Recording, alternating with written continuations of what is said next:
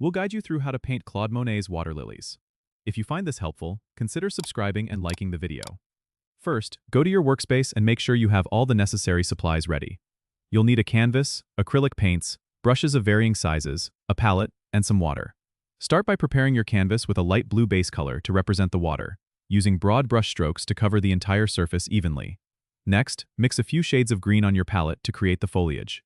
Using a medium-sized brush, dab the greens onto the canvas to form the leaves of the water lilies, varying the tones for depth and realism.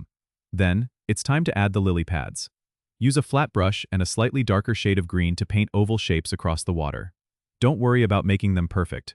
The charm of Monet's work lies in its impressionistic style, so keep your strokes loose and natural.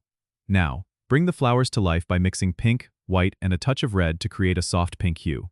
Use a small brush to paint the flowers on top of the lily pads, focusing on the center and allowing the colors to blend slightly with the green underneath. For the final touches, add reflections in the water by lightly brushing horizontal strokes of white and blue in the water areas, creating that shimmering effect Monet is famous for. Let your painting dry completely before handling it. Remember, the key is to capture the essence of the scene rather than the details, so embrace the impressionistic style.